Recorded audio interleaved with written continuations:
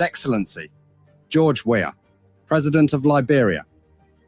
Our board noted that His Excellency's victory as the African Political Leader of the Year 2023 is a testament to his contributions to promoting peace, African culture and development, youth and sports development, and advancing Africa's agenda globally. It is also a recognition of his critical role in the infrastructural and socio-economic development of his country as well as his people-friendly policies. He has continued to advocate for peace and free and fair elections in the ECOWAS sub-region, and this was demonstrated by a show of statesmanship and iconic posturing by accepting electoral loss and congratulating the winner. While he arguably had options as a sitting president, he chose the path of honor, peace, and the defense of democracy. His emergence reaffirms our position that he has remained one of the continent's leading light, as he had continued to demonstrate great faith in the African project, promoting African dignity and helping to change the negative narratives about the continent.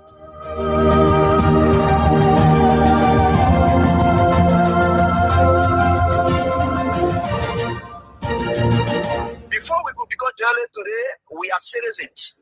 If there is no way that our country is safe, we cannot practice in our respective professions. When we are at war, pastors will not be respected to go to church to preach. When we are at war, medical doctors will not be able to go to hospitals except on a coercion or sanitary condition. When we are at war, lawyers will not be able to go to court to practice. That's why when you see these things happening, whether you are a lawyer, whether you are working a profession, you got to step down and protect your country so that that country will provide an avenue for you to be the kind of person that you want to be. And that's where we are now. What happened on yesterday was wrong. It's still wrong. And no matter what it is wrong. We are seeing things happening in this country, and people are now seeing it as being right because the Asa is there. And these are things that we got to be stand up. To be a patriot, you have to stand first on the side of the law, because the politicians will go away. The regime will pass away, but your country will stay. The law will stay.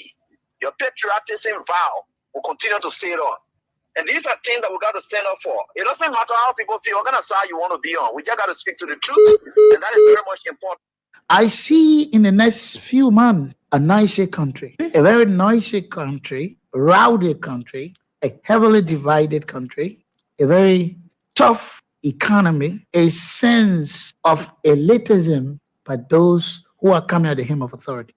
The coming in of the Unity Party is going to multiply the economic woes, the economic conundrum, the economic quagmire, the suffering of the Liberian people is going to multiply. We are not prophets of doom, but the reality will come.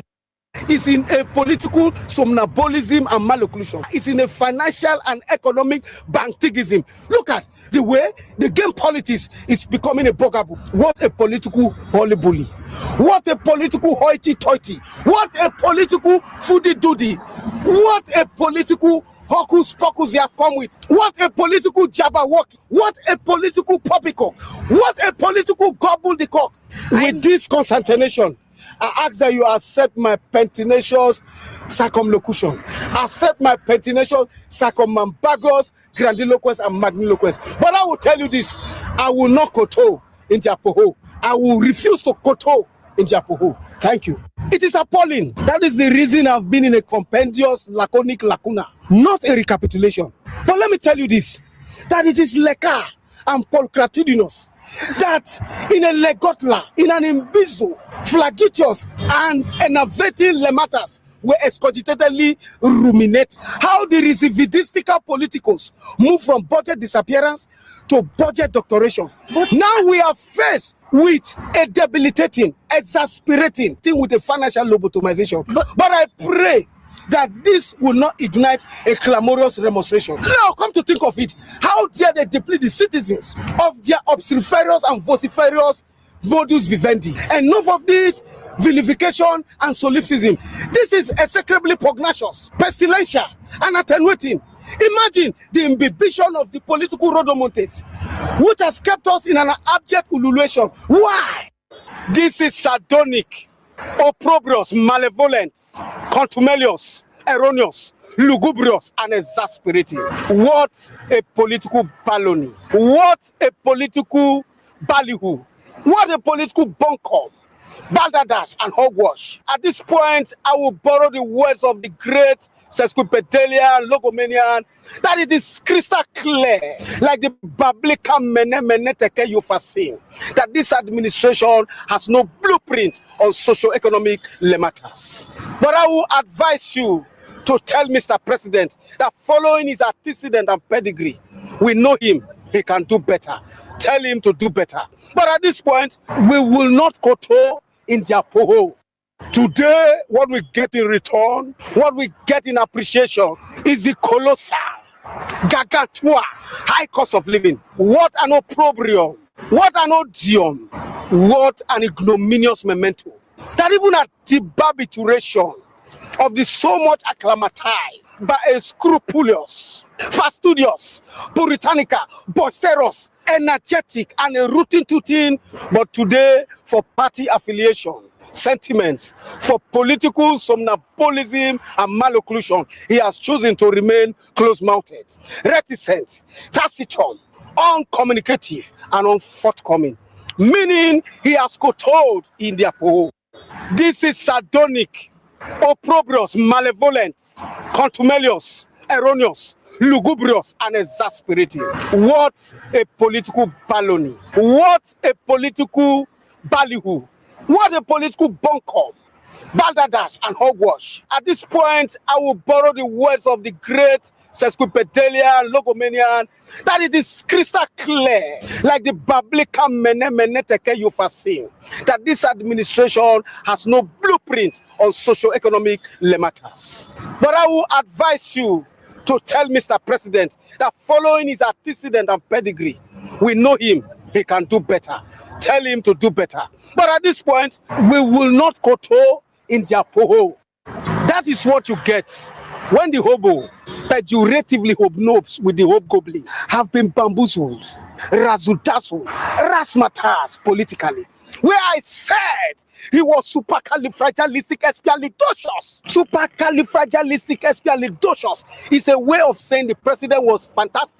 But his political enemies said he was suffering from what I describe as new mono ultra microscopic silicovolcanoconiosis. It's a word that is supposed to be called silicosis, meaning a lung disease. But in search for the longest word in the dictionary, they pep it up to become a 45-letter word, which is new mono ultra microscopic silicovolcanoconiosis.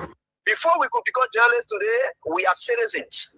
If there is no way that our country is safe, we cannot practice in our respective professions. When we are at war, pastors will not be respected to go to church to preach. When we are at war, medical doctors will not be able to go to hospitals except on a coercion or sanitary condition. When we are at war, lawyers will not be able to go to court to practice. That's why when you see these things happening, whether you are a lawyer, whether you are working a profession, you got to step down and protect your country so that that country will provide an avenue for you to be the kind of person that you want to be. And that's where we are now. What happened on yesterday was wrong. It's still wrong. And no matter what it is wrong. We are seeing things happening in this country, and people are now seeing it as being right because the Asa is there. And these are things that we got to be stand up. To be a patriot, you have to stand first on the side of the law, because the politicians will go away. The regime will pass away, but your country will stay. The law will stay. Your patriotism vow will continue to stay on. And these are things that we got to stand up for. It doesn't matter how people feel, what kind of side you want to be on. We just got to speak to the truth, and that is very much important.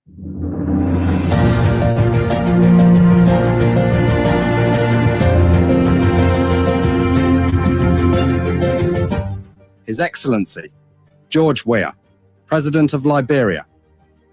Our board noted that His Excellency's victory as the African Political Leader of the Year 2023 is a testament to his contributions to promoting peace, African culture and development, youth and sports development, and advancing Africa's agenda globally.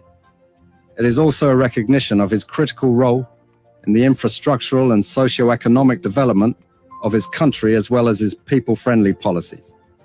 He has continued to advocate for peace and free and fair elections in the ECOWAS sub-region, and this was demonstrated by a show of statesmanship and iconic posturing by accepting electoral loss and congratulating the winner. While he arguably had options as a sitting president, he chose the path of honour, peace, and the defence of democracy. His emergence reaffirms our position that he has remained one of the continent's leading light, as he had continued to demonstrate great faith in the African project, promoting African dignity and helping to change the negative narratives about the continent.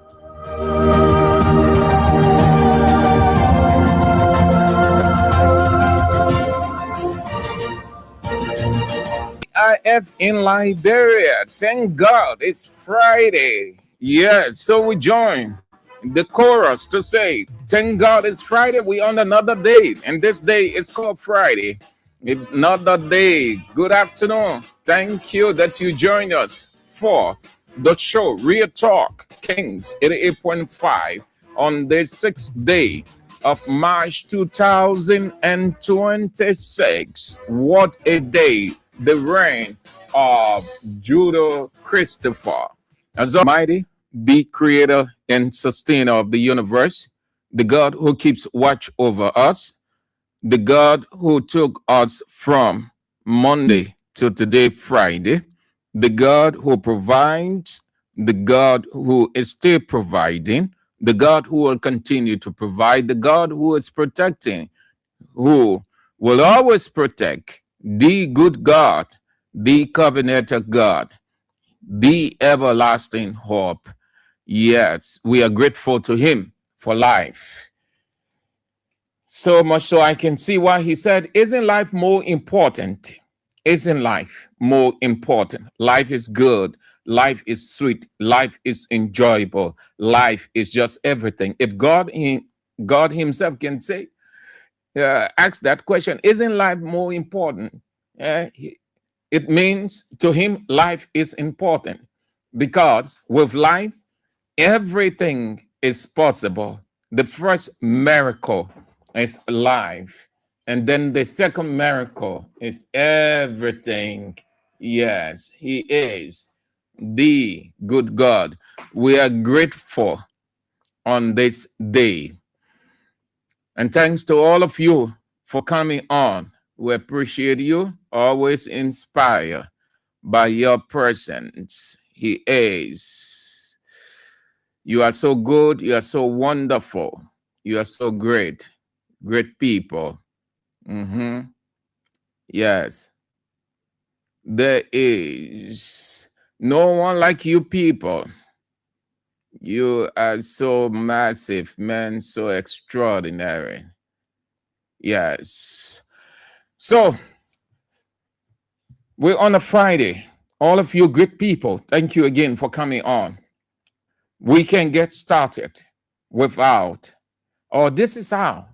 From Monday, Tuesday, Wednesday, Thursday, and today, Friday. God has been good, man.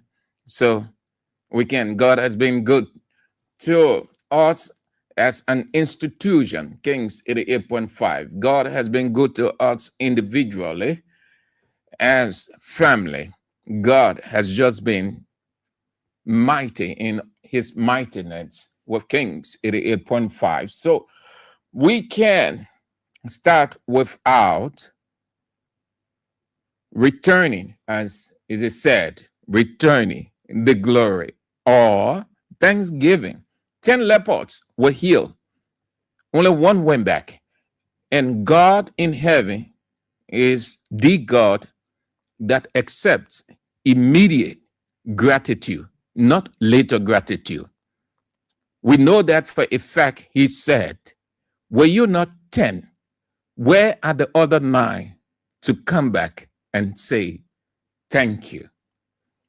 He is the one and only. So let's go with this one. Then we get started. It is called No One You Really Are. No one you really are. No one. He is the only name. No one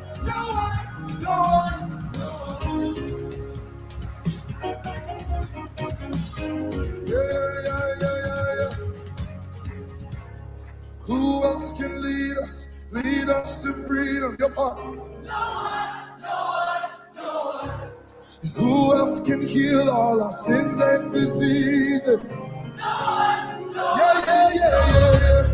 Who else can walk on the water? No. And who else can answer by fire? And who else can break down the tallest of giants? Who can break down the tallest of tower? Silence the roar of the lion. And who else is worthy of worship?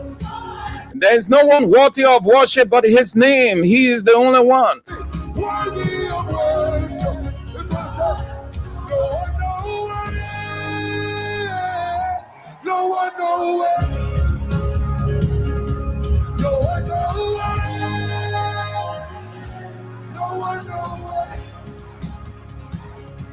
Nobody like you. Nobody like you. No one nowhere.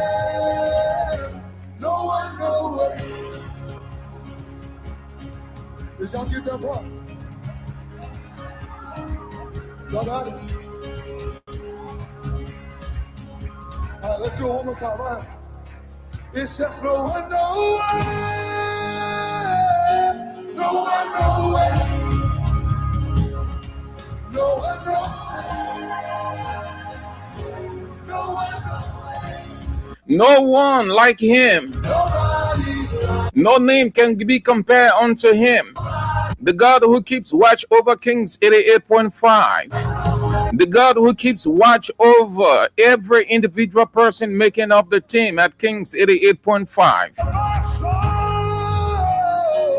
lover of my soul. Say it, lover of my soul.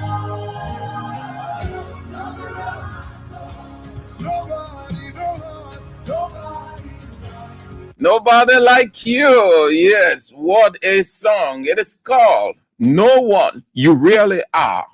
Your name is Yahweh by the group Elevation Worship, Shalom Moore and his boys and girls. Okay. So let's bring on a few of you and then we get into what we have. Time is of the essence. Zia Gonga, Jacob Tam, Eric Brownell, West Point, Connor West. For long I haven't heard that area. Agnes C, Minnesota, USA. Emmanuel Quia, Morovia. Patrick Camara, Johnsonville. Forrest Cooper, Firestone, Abel, Sophie Blamo, Eugene Hammond, Missouri, Saturday Woodaware, Atlanta, Georgia, USA, Julius Coffey, Morovia, Spencer Mohammed, Cookspoon Hill, Wayne Community, Jeremiah Labla, Gaza Community, Soul Clinic, Abraham Smart, Magibby County, Cox City, Roosevelt Cremant, USA, T. Mark Wule, District 18, Renin Bow, Darknessville, District 11, Boakat Zodua, Macklin Street, Waterside, Philip Tukpa, Dallas, Texas, Agnes Tower, West Point, VOA1, Ambassador Walter Morgan Jr., CDC Regular Intellectual Militant, LePay Jerry Jr., Cox City, Ralph Cooper, Denver, Colorado, USA, Rita Hart, Massachusetts, USA, Stanley Ball, Congress City, Musa A. Sharif, New Georgia, Gatnosville, Amara Kamara, Brussels, Belgium, Gate, Do Community,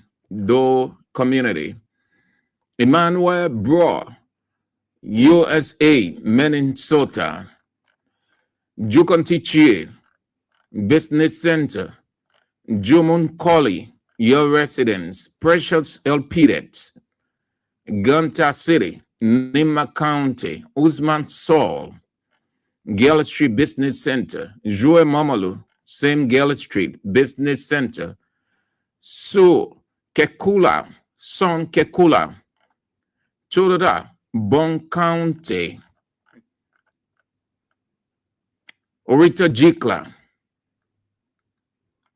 Fatu Konen, Kak City, Mangibi County.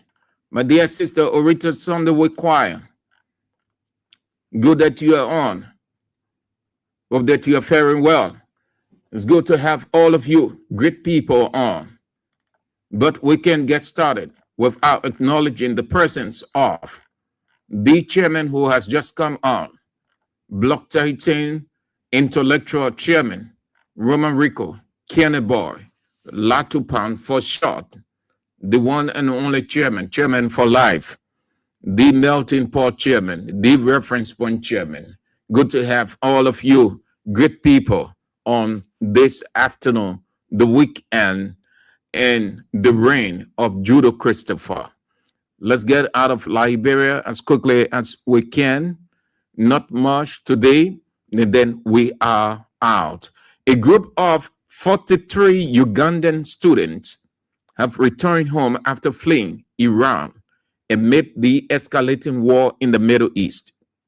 The Ugandan ambassador organized their return by bus to the Turkish border and then on to Istanbul, where they boarded a flight home. Other students chose not to return, worried that leaving now means wasting 2 years already spent in their degree programs and being unable to afford future travel back to Iran. Niger's ruling junta says it has canceled 3 gold mining companies' concessions and denied a license extension to a British oil company, accusing them of failing to respect their obligations. The 3 gold mining companies, Cominin, Afria, and Ecomine, are accused of not only honoring their commitments, notably to pay taxes, provide an annual technical and financial report, and respect environmental regulations. The authorities also denied a license extension to UK-based Savannah Energy, saying the company failed to respect an outpost sharing agreement covering 4 oil blocks in the southeast.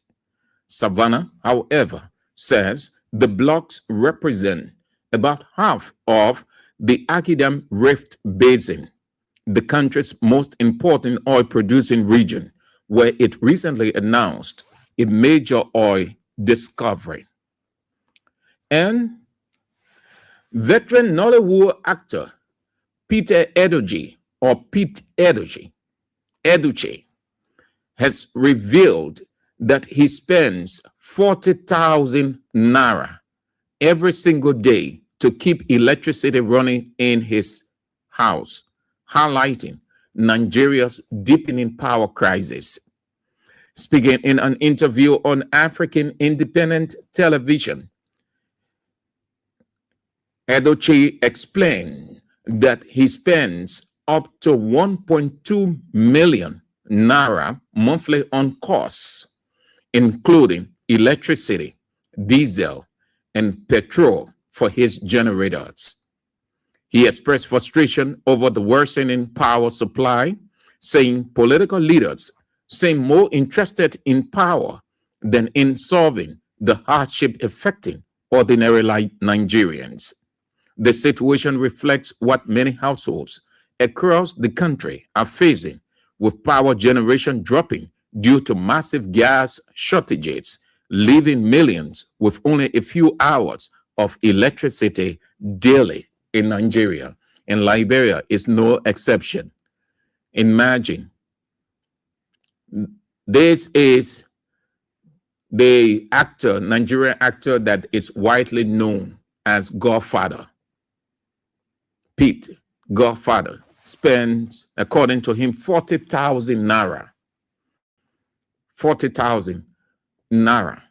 Do the conversion to United States dollars on a single day just to keep electricity in his house. And 1.2 million. That is around, what do you say, 864, or more than that, or less than that, but let's put it around 864 United States dollars on costs. That will include generator, according to him, a diesel, just to keep the generator running. And then the same thing we are experiencing here with these people called legislators, politicians, executive people. The same, they are experiencing it in their country. They have no time. What did he say? Well, he put his frustration of the Western power supply on political leaders. In his words, they are more interested, given what he observed over the years in his country, Nigeria, in power than solving the hardship affecting ordinary Nigerians. The same thing here. They say they are working in the interest of the people. But no, nothing extra is happening. Couple of months. All of us know that it is not a secret. People were bragging and boasting here. Unity Party people flooded the country. Electricity is constant. Politicians get on the radio saying President Bouaga defeated, we are in electricity. President Bouaga defeated, we are in electricity. Electricity is constant. Today, the same thing. People are spending huge United States dollars and Liberian dollars on generator because LEC is no longer regular. Only for the LEC boss to come pitifully, sorrowfully, saying that they did not promise anybody stable electricity. But when he was receiving the praises from the people, he was excited. He did not say, let's be cautious because we are in the rain season and the rain season will expire. We will get in dry season. We'll start to experience intermittent breaks in electricity. He was insensitive to tell the people that, but he was excited, taking all of the praises unto him. That's how politicians are. They love to be praised, but they are not interested in your livelihood, but their life is advancing. Their life is moving. It's going from one end to another. They are regretting nothing. Absolutely. They aren't regretting anything. They are relaxed in their, in Liberian, in their hustle. They relax in their hustle. They don't want to know whether you're experiencing terrible electricity problem, whether you're going through high situation to sustain it. No, they don't want to know because they have huge generators at the houses and they are not spending a dime of their own from the generator or generators they have at their house. You are the ones who paying for the government minister generator, the senator generator, the judicial official generator,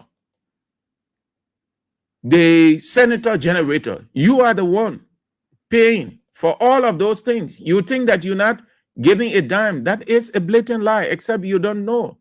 You are the one who paying for everything. Everything. You are the one who paying. Everything. You feed and sustain the senator generator, the representative generator. Who's sustaining? Who's sustaining yellow speaker, Regine speaker, Richard Kun generator, and every other thing? Who fueling his vehicles, his convoys? Who's providing sustenance for him on a daily basis to hold on as speaker? You are the one. They're not manufacturing money in their individual houses. The taxes you pay go to them. And they use your taxes to exploit you. And you will sit down and think you should just be yelling. Oh, the politician in the country, the bad politician, and the politician in the country, the people too wicked. You be talking that thing while the people lives moving on. You paying their child or children tuition. You paying. I think the last time, a couple of months ago, I think it was 2024, Yomli Kanga put on Facebook that she had gone to attend her son's graduation. Who supported? Who paid the graduation fees? Who paid the school fee? Who paid everything? You. There is nothing that you don't contribute to on those people called your leaders. The only reason you would think that way because you're not exposed. And that's what the politician like, that you should not be exposed. Because when you are exposed, you will not be the one doing it further. It is just like, the politicians, they have Satan's nature. Look at Satan. If you can have the time to study Satan, Satan don't want you to have any idea of him and how he operates. But you know that he exists. So he tries the best he can to blindfold you of anything that you ought to know about him. That's how the politicians are. They come in that form that they are working in your interest, but you should know nothing about them. But they are the ones who are exploiting you as Satan is exploiting you. And there's no better time to come to your senses, drop the lid off your eyes than now. No better time than now. You're doing everything for those people. And they look at you, they insult you. They go sarcastic against you. Down to the president who said that he doesn't listen to radio because of the undesirable comments that people make on radio and all of those. If ever was a time that you citizens of Liberia come to yourselves, come to your senses, whether you are a supporter of the regime or not, whether you are in opposition or not, what is unfolding? If LEC goes throughout the city, before it goes, it will not be coming and looking for Unity Party people. It will go across. It affects everybody. The demolitions that took place around the city and other parts, it did not discriminate. It went for everybody. It was indiscriminate. Unity Party got affected. CDC got affected. ANC got affected. MPC got affected. What is the party? What's the party name of the foreign minister, whether he exists or not? But everybody got affected. That is why when you see all of these things happening, God is telling you to come to your senses. When the time comes, you make a decision that you will not regret, that you can look back over your life and say, thank God I made the right decision. Thank God. The lid is off my eyes, and no better education I can give you, and no better substance our dear colleague can add than this. The people's curse in Africa. The problem isn't the leader, it's the people. That's the truth Africa has avoided for too long. We love to shout change every election, yet our hearts remain the same. We expect new results from the same broken mindset. We remove one man and replace him with another molded from the same soil of greed, ignorance, and impatience. From Nigeria to Kenya, from Zambia to South Africa, from Ghana to Congo, the story repeats like an old drumbeat that never changes its rhythm. Africa doesn't suffer from a lack of leaders. It suffers from a lack of citizens who think. We treat politics like a football match. We wear party colors like jerseys and scream for our team to win, not for our nation to rise. We celebrate thieves because they come from our tribe. We defend failures because they share our tongue. And when the country falls apart, we act shocked, as if we didn't vote for the very hand that now chokes us. We say we want change, but we want it fast, instant like coffee. We want overnight success without discipline, without sacrifice, without time. But no real change grows overnight. It takes seasons of sweat, pain, and patience. Even the best leader cannot build in a land where citizens destroy faster than they repair. You cannot plant mangoes and expect oranges. And yet, that's the curse of our continent. We build illusions and call them dreams. We fall for promises that sound sweet, ignoring the bitter medicine of truth. Politicians know this. That's why they lie. Lies sell faster than truth because truth demands work. Truth offends the lazy, it exposes the comfortable. Democracy, as we practice it, has become a theater of deception, a system designed to enslave the very minds it promised to free. The ballot has become our new chain. Every few years, we line up to vote, not for vision, but for faces, not for progress, but for revenge. We think replacing a man will replace our condition, but the real prison is not State House. It's the mind of the African voter. Look around. Every African country repeats the same cycle. It's not State House. It's the mind of the African voter will replace our condition, but the real prison is not State House. It's the mind of the African voter. Think replacing a man will replace our condition, but the real prison is not State House.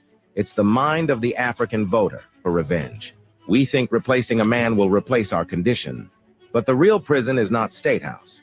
It's the mind of the African voter. Think replacing a man will replace our condition, but the real prison is not State House. It's the mind of the African voter. Think replacing a man will replace our condition, but the real prison is not State House. It's the mind of the African voter for faces, not for progress, but for revenge.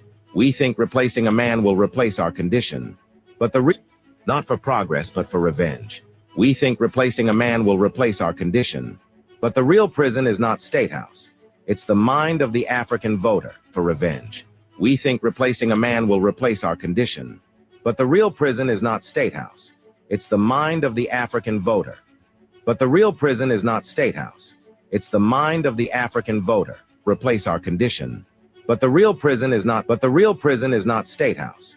It's the mind of the African voter. Prison is not State House. It's the mind of the African voter. Look around. Every African country repeats the same cycle. Corruption, outrage, elections, hope, disappointment, then silence. We blame presidents for potholes but refuse to pick up trash outside our homes. We curse the government for unemployment but celebrate shortcuts and fraud. We expect heaven from leaders while living like devils in our own small spaces. And yet the truth remains. No leader can save a people unwilling to save themselves. Real change begins with remains. No leader can save a people unwilling to save themselves. No leader can save a people unwilling to save themselves. No leader can save a people unwilling to save themselves. No leader can save a people unwilling to save themselves. No leader can save a people unwilling to save themselves. No leader can save a people unwilling to save themselves. No leader can save a people unwilling to save themselves. Real change begins when citizens grow up, when they read, think, question, and work.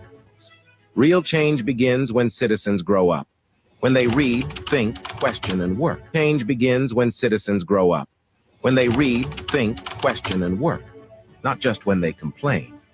When they build communities before building slogans. When they understand that government is not a savior, but a reflection of the people. Africa doesn't need more elections, just when they complain. When they build communities before building slogans. When they understand that government is not a savior, but a reflection of the people. Africa doesn't need more elections. It needs continuity, accountability, and citizens who act like owners, not spectators. The greatest revolution is not in the streets, it's in the mind. The day Africans stop waiting for rescue, that will be the day we rise. Until then, we remain trapped not by bad leaders, but by our own illusions. The enemy is not at the top. The enemy lives within us. And until the African changes his mind, no constitution, no election, no foreign aid will ever set him free. Thank you very much. Very insightful. You couldn't have present a picture or present the reality from an African perspective. Yes. And we get to the rescue aspect. There's the rescue. He said, no government can rescue a people unwilling to rescue themselves. That you can attribute to Unity Party people yelling all over the place. So they've been rescued and they're complaining. Listen, this is the piece of advice I can give you. They say small shame is better than big shame. But I think there isn't anything called big shame and small shame. But it's all but fair that you be bold enough to express oneself. Expressing oneself doesn't take away anything of self-defeat, no, or sorry to say that way, that you have defeated yourself. You want to be expressive. Don't keep it within, like the people can say, die in silence. I am saying that because of what we've heard. The most, sorry, please accept my unprofessional act, accept whatever, describe me whichever way. But I think this is the way I can say it, because somebody or some people, we have to save them. It will be the stupidest thing, or you will be the stupidest person to ever live on earth that way. It is paining you. It is hurting you. It is not because you supported Joe Boakai, so you're keeping it within and it hurting you, it paining you, it eating you up psychologically. They say a hint to a wise is quite sufficient. You know. I'm just saying it. Just sounding a caution. It's better you come from within out. You counsel yourself. You rid yourself of the hurt and the pain by expressing yourself and be free. Then to put on fake patriotism, party loyalty, and eating you inside because it is affecting you. Every decision taken by a regime, it affects everybody. It doesn't discriminate. Just trying to advise you all, we heard it. I say I will come on the air, I will talk it just like they are. I'm not calling it, will be unprofessional, but you know and you're hearing. So that's why I say you'll be the stupidest people to live on earth that way. And when you die, God in heaven himself will not regret your death. Sit down there acting like, oh, you're more loyal than Joseph Yima Boakai, you're more Unity Party than Joseph Yima Boakai. Let be eating you inside. One day you will fall down. It'll be finished. Then you're gone. The chunk you 6 feet. And see, well, Unity Party people will resurrect you and give you everything. You can support a regime and be expressive if the regime isn't doing what is right. The same thing the guy said. The same thing. He said in this thing, motivating citizens to come out, to be expressive Few years we line up to vote, not for vision, but for faces. Not for progress, but for revenge. We think replacing a man will replace our condition.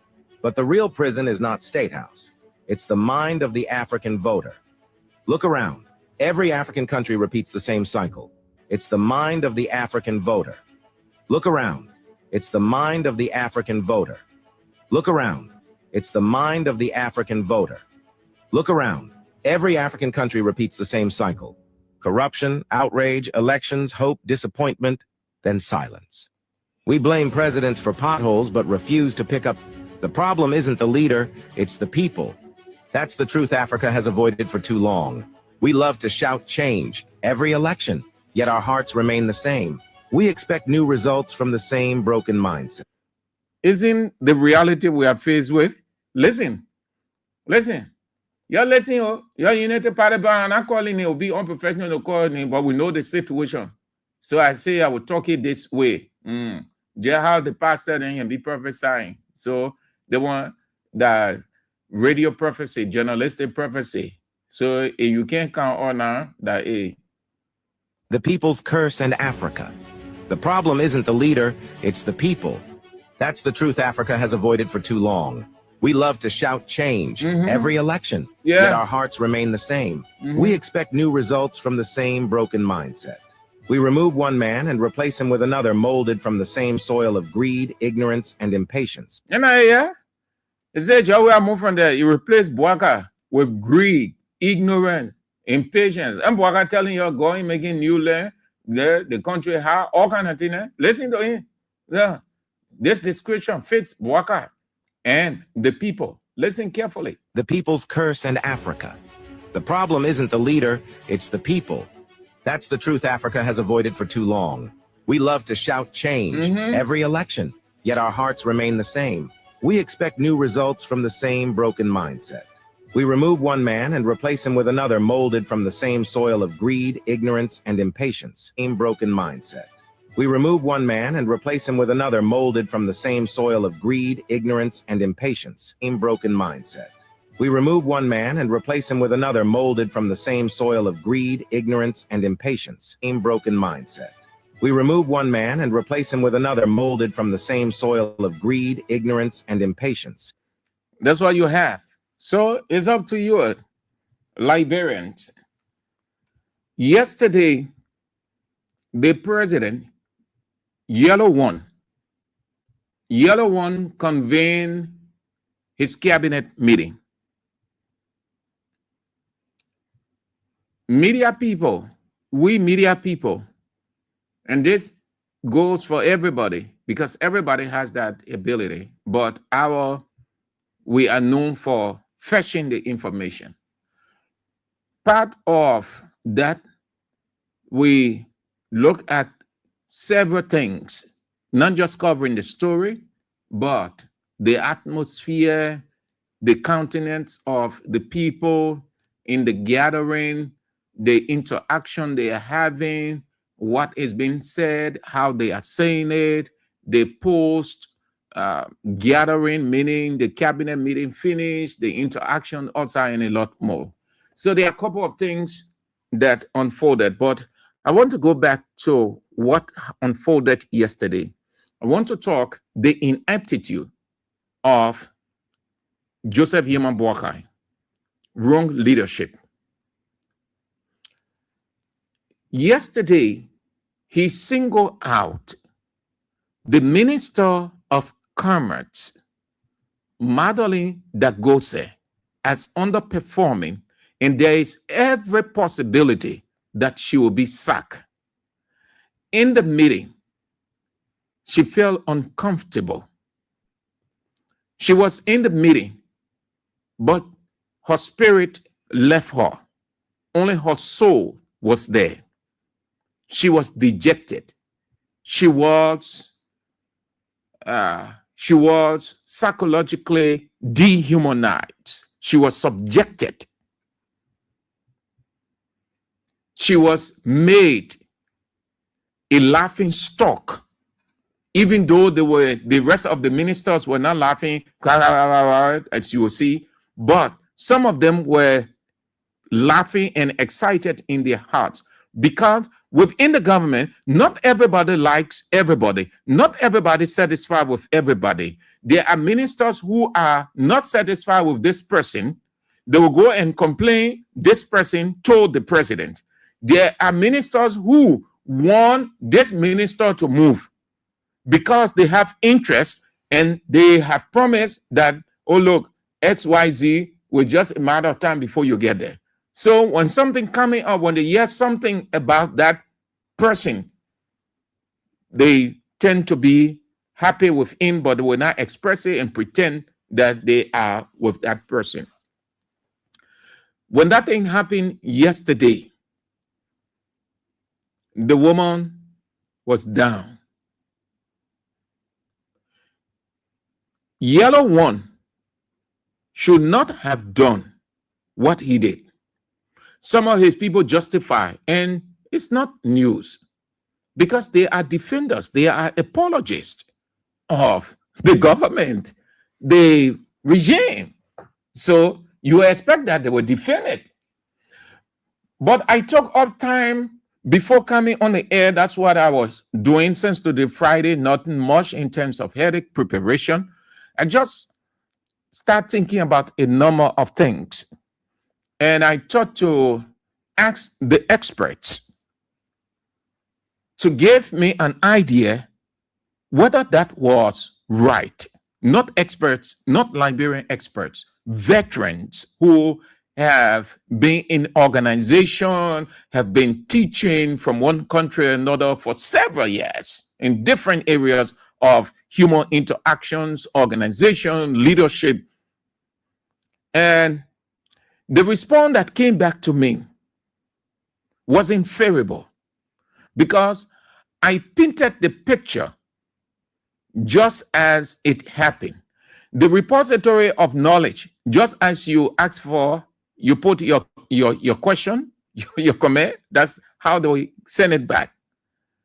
And the response was unfavorable, that you can openly lambast your subject, whatever the circumstance, and they start to explain and give some scenarios or situations that happen, and it came further to describe the different kinds of leaders and all the stuff.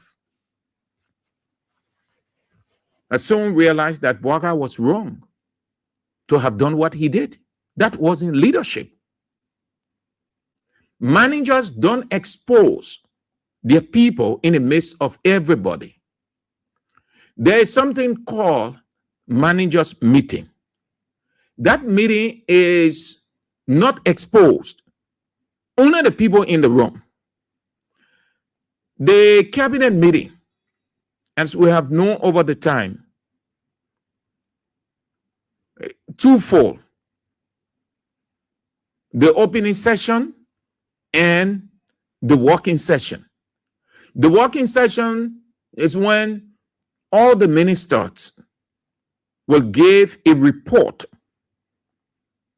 The report can either be detailed or it can be a summary, giving the sector that minister is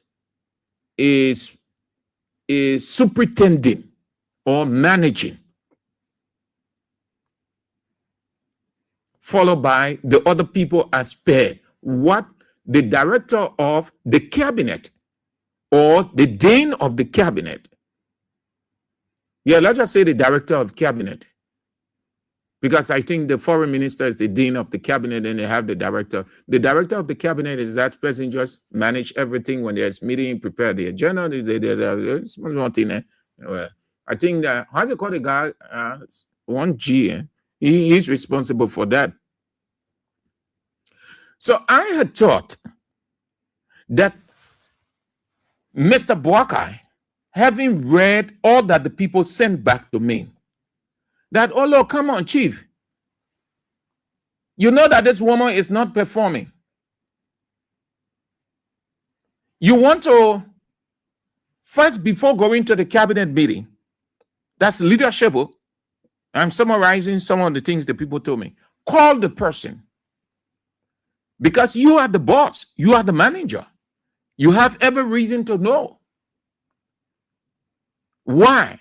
With what you have on your decks, probably it could be attributed to several factors, maybe a domestic problem, maybe not getting the cooperation of the people, different things. You see the white men, sorry if I'm sounding racist, they don't just go, bah, bah, bah, bah, bah, bah. They try to find out because there are factors. We are in the midst of stimuluses. There are factors. You don't just look at a person and in the midst of everybody, you underperforming, you this, you that. Mr. President needed to have called the woman in his office. You're the boss. Everybody work according to your will and pleasure. Oh, Madam XYZ, this and that. The woman will have explained.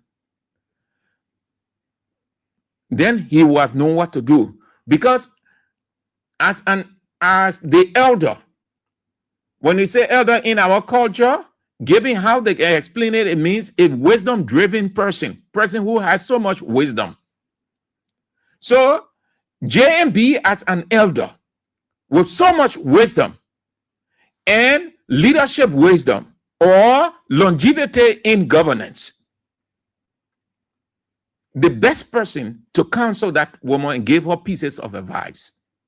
Madam, business people have complained. I've received several reports from business people, and some of them XYZ, and these are the areas, and the commerce of the country is a vital component, is the lifeblood upon which the economy of the country thrives. Therefore, I need you to work on this. I need you to do this, to do that. I know it's tedious, but just do what you can do. You have my support. Wherever you're having some difficulties, please don't hesitate to acknowledge me. That's how a boss does. So in a cabinet meeting now, you're not going to say, the minister not performing, I will sack you. You don't go in meeting as leader and threaten. You don't do that. You think that you are signing as the boss, but you are demoralizing the rest of the people. 1, 2, you are creating insecurity for the rest of the people. 3, everybody now will try to position themselves in a way that they will get the best praises, and they will try to overdo, and you start seeing all kinds of things happening because they want to please the boss.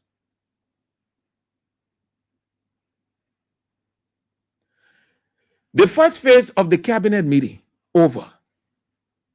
The second phase, only you people in the room. The reason it came out because Boakai sat down there and allowed the people, the camera people all over. He talking because he wants to. Who he know that he's the president? Who does not know that the president can give command? Who does not know that the president can even sound militant? At least to talk about the other ones that are within his purview. Now, that woman at that ministry, she in a different state. That was wrong on the part of the president. You go into a cabinet meeting. That's why they say cabinet meeting. You ever saw the American president having a cabinet meeting and exposed to the media? You would never. The press will only get the information when the press secretary comes to explain what came out of the cabinet meeting, but it is never exposed because you people are discussing vital issues. Some of the issues are very sensitive. When they say cabinet meeting, it means that they are into it, just like when the Catholic Church about to elect a pope. They go into the catacomb, underground tunnel.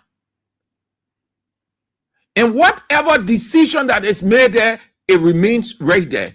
If need be, I'm just using that way to tell you that things Johnson come up. That's why you have the press secretary. That is one of the roles of the press secretary. You come out now and say the cabinet agree on this. The cabinet will be doing this. The president has agreed that XYZ will take place. The press secretary briefing. What the press secretary says, that what the press will carry. You will not hear anything like a threat from the president to the Minister of Commerce. That information did not come from Kula Fofana. It did not come from any other minister because the cabinet meeting was exposed. It was exposed. There are other things that came out that the Bouaka man, he said, he didn't even know. Don't do that. You're trying to organize yourselves better. Rescue, please. When you say cabinet meeting, when you're feeling talking your small Martin and maybe the opening ceremony, then you're going in your catacomb. That's what they call closed door. What is for the public will receive it through the press secretary. What they call the press secretary briefing. What is not for the public will not know. So in there now, then you can say to the person XYZ, Madam XYZ, did that, blah, blah, blah, blah, we need you to move. So there now, the person will leave that meeting, go home, sit down, do a soul searching, and try to look at where she is at fault, where she isn't performing well, what she needs to do. But to outrightly say you sack the woman, you saw how the media carry it. Now, even a Bouaka referred to the other people, even a Bouaka made a general statement. The fact that he mentioned the Ministry of Commerce, all of the media institutions directed it at her. And it's being portrayed as she is incompetent. That was wrong. You can't do that. No, you can't do that. All right. So that's it. Rescue. Let's go this way. This is the next pointer. First comment has to do with Article 27B of our Constitution. That says, I quote, in order to preserve, foster, and maintain the positive Liberian culture, values, and character, only persons who are Negroes or of Negro descent shall qualify by birth or by naturalization to be citizens of Liberia. Unquote. Mr. Speaker, Liberia today is above where we were on our independence in 1847. Therefore, we must now make those structural changes that propel us to join emerging African countries that have left us behind. As you may recall, we tried in the past to do constitutional reform. Former interim president, Dr. Amos Sawyer, led the committee that made tremendous progress, but that racist provision was left intact. My plea now is that you consider the necessary amendment to Chapter 4, Article 27B of the Constitution.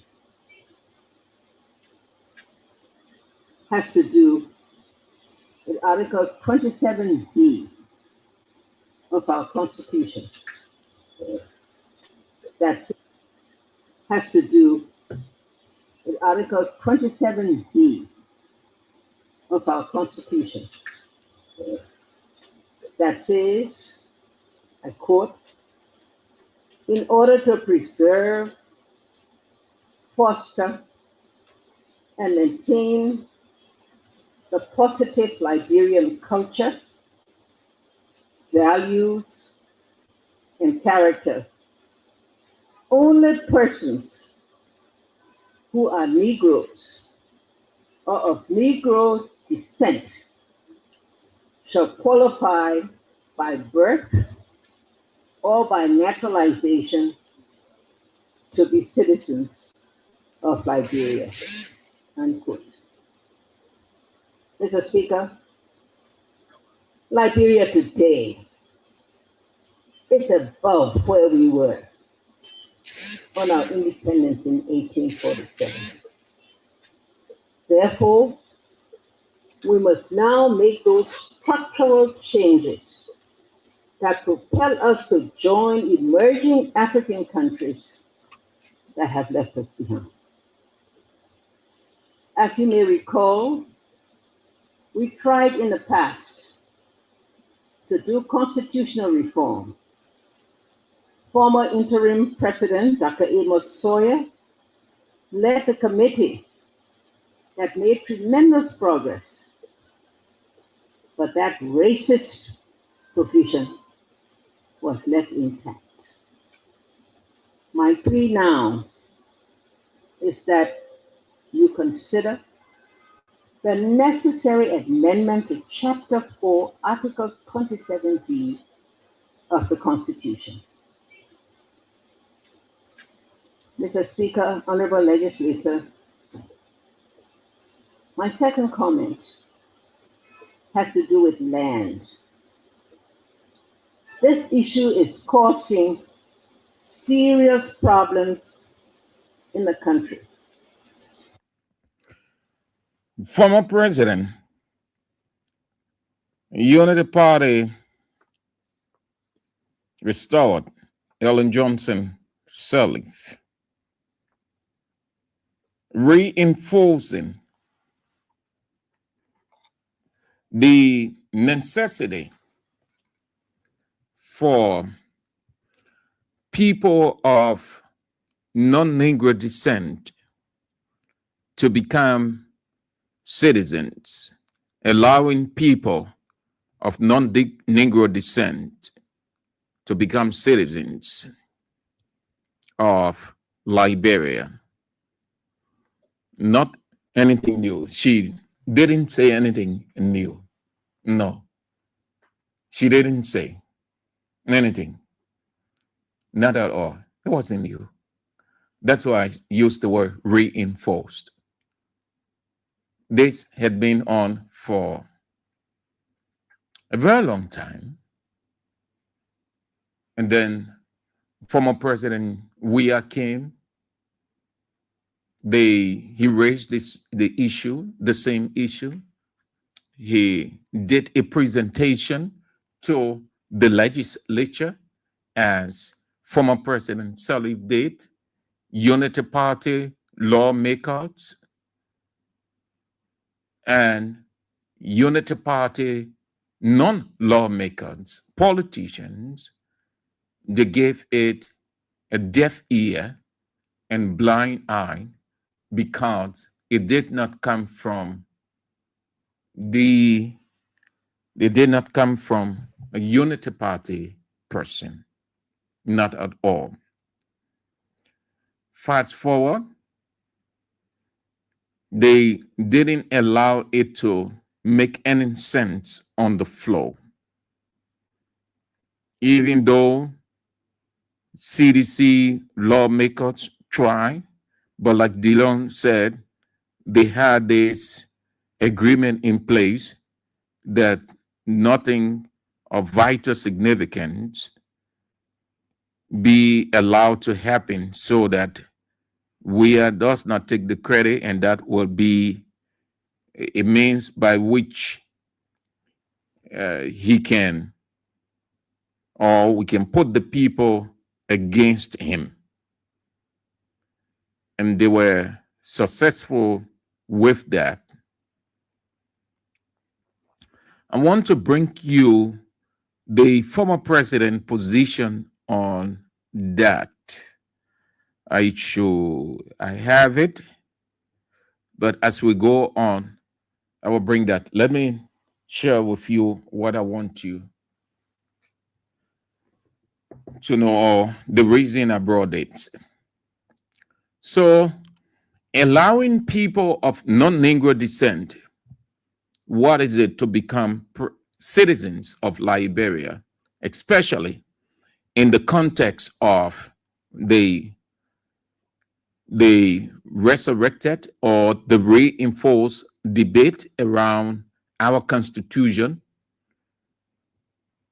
What really is it? Very many of you do not know, and that's the bad part of our country. It is only discussed amongst the educated ones, and the people down the line really do not know.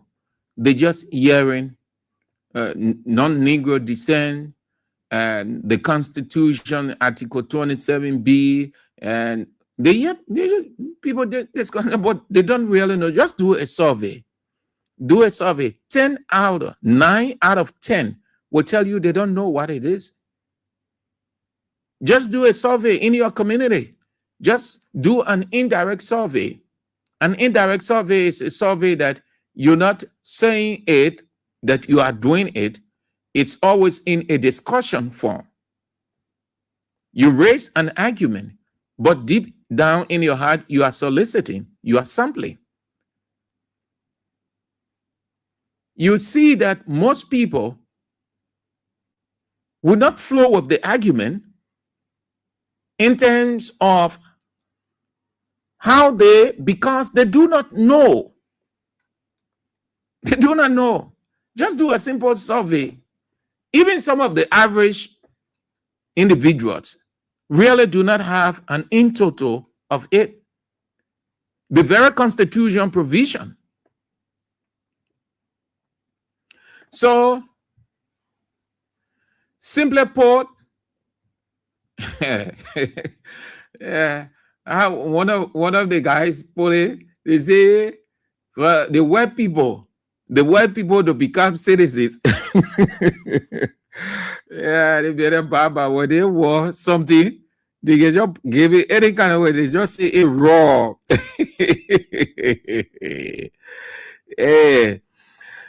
What I'm going to do in the next few minutes is to talk about the benefit. Is to talk about the benefits and the negatives. Yeah, the negatives.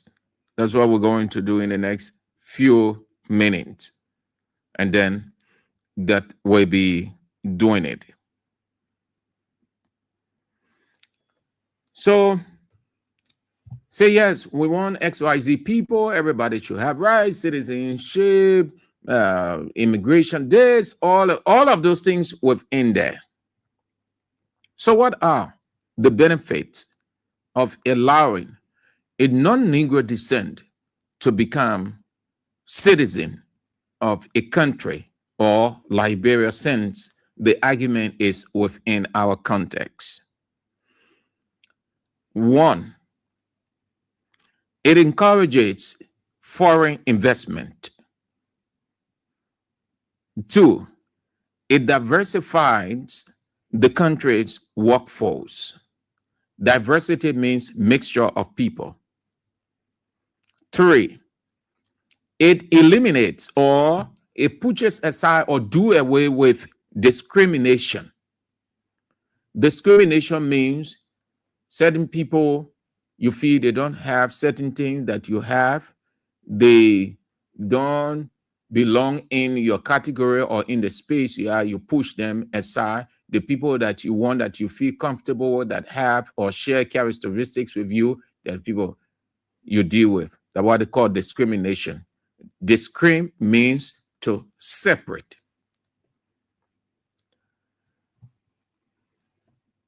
4th, race-based citizenship laws. Race-based citizenship law. If you listen to former President Ellen, she referred to Article 27B as racist provision.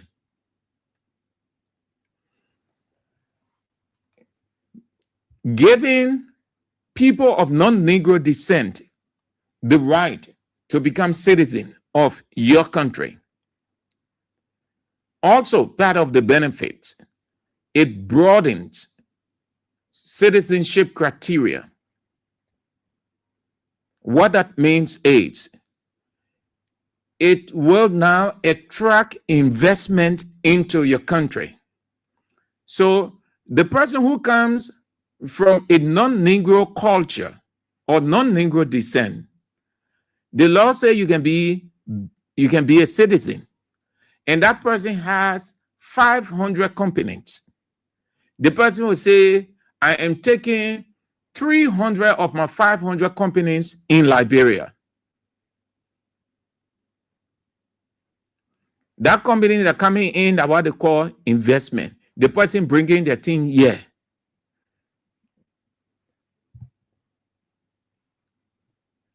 Another thing, non-citizens, another thing, another benefit, non-citizens, when they get it now, when they move from the non to citizen, we give them the right to own land, to engage in business, and then it will encourage business development. It will open up the space.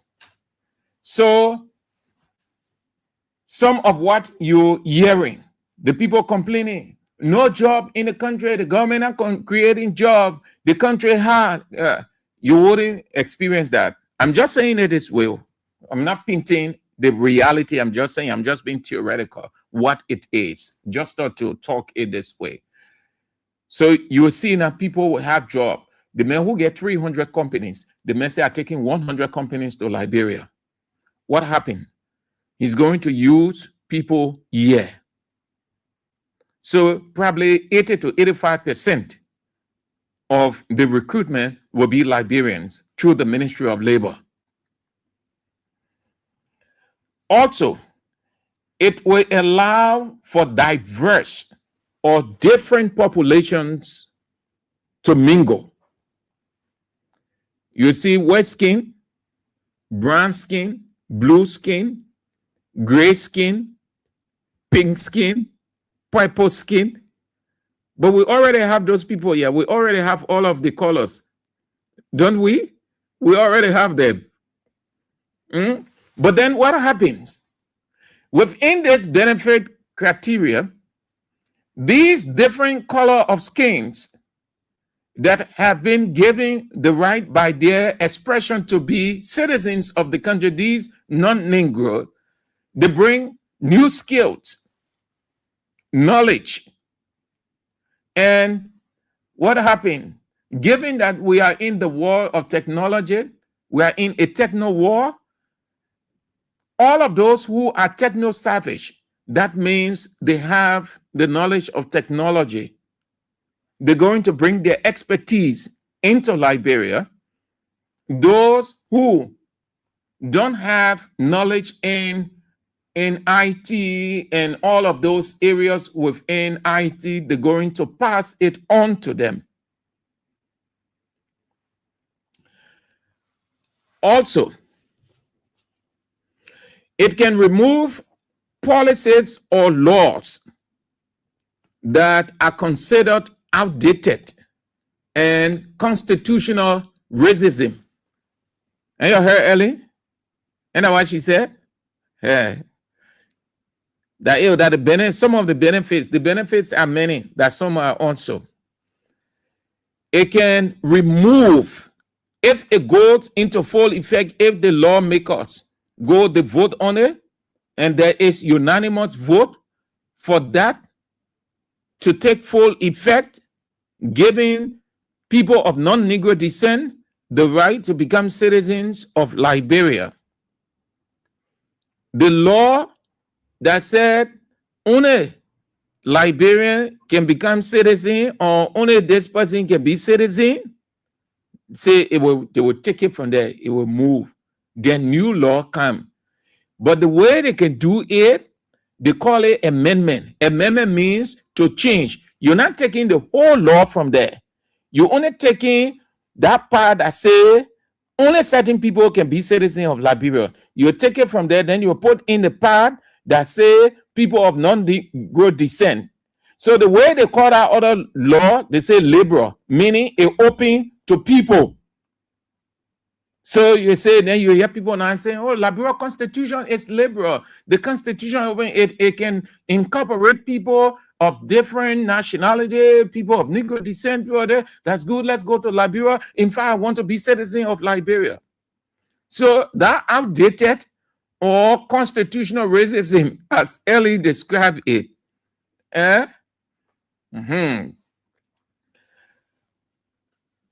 What should refer to? And the 1986 Constitution, Yeah, that's it. That's the 1986 Constitution. They said that it restricts citizenship to Negroes or of Negro descent to preserve the country as a safe haven for a certain people. How do we call them? And say breed slaves. But here's the other part of it. There's two schools of thought. Then we talk the benefit, not the benefits, but the negative aspect, the bearing it's going to have, and then you can answer the question that will come after. There are two schools of thought. One school of thought fear that allowing non-Negroes to become citizens could lead to land grabbing, economic domination by foreigners, and loss of country's unique cultural identity. You get it? There's two schools of thought. One school of thought argues that allowing non-Negroes to become citizens could, not will, or should, watch my word, could lead to land grabbing. Land grabbing, it take your land. But it is not like what is happening now. But if you can put it in that category to increase your fear, no problem. But it could lead to land grabbing. Land grab is to take. Grab is to take. When someone grabs something from you and they have taken it from you, and you see what is happening around the country, the person will kind of say that my land, from this place to the place is for me. Then the judge will say that place for the man. Then the police will put police people behind that person, and then they will call the excavator. They take it, that land grabbing there. That's what I call land grabbing. So they say, but the people in Liberia will be thinking this way.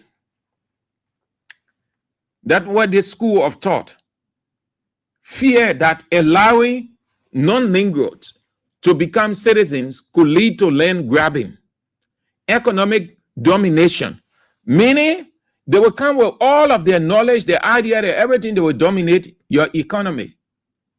But Liberia economy is not typical. It's not typically Liberia. The economy of this country is not typically Liberia. It's not owned by Liberians.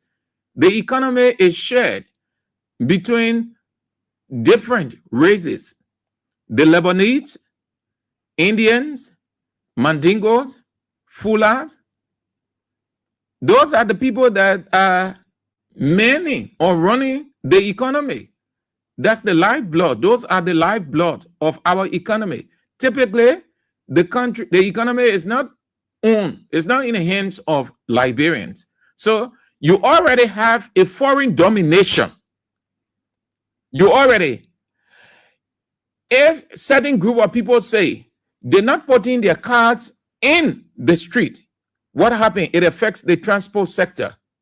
If certain people say They are closing their stores. What do you see economically? Everybody stays home. Nobody going to buy anything. The country is already, the economy is a grab economy. Economic domination by foreigners and loss of countries' unique cultural identity. That's what the school of thought fear.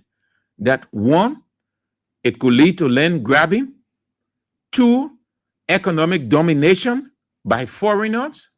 Three, it could erase the country's cultural identity.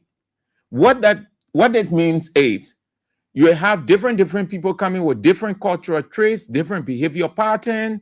So gradually you have no cultural identity. If you have a cultural identity, it will just be all by yourself. Just as they say Liberia is not a Christian state, it is a secular state. So everybody worship God the way you can worship God. So Liberia don't have a religious identity. What Liberia has is individual Christian identity, but the country does not have any religious identity because you have all of the religions existing. The other school of thought, please, I beg you, let me speed up with this one. The other school of thought view the restriction as necessary to protect native populations from being overwhelmed by more economically powerful groups, while others see it as very necessary, significant to open up the country, expose the country for progress. And so the second school of thought don't see it as anything of a problem. So the negatives. There are several, but we'll talk few because of time. The inclusion of new citizens. The inclusion of new citizens. When the law is passed, the people from the other side, they are included. They become part of us. They are new because they had not been here. When somebody just enter your community, and you can consider the person new until the person stay for a certain time, maybe 4 months, 5 months, 1 year, then the person is old in that area now. And then the person, you can say, member of the community. But when somebody just get there, the person is new because that person wasn't there. That way is called inclusion.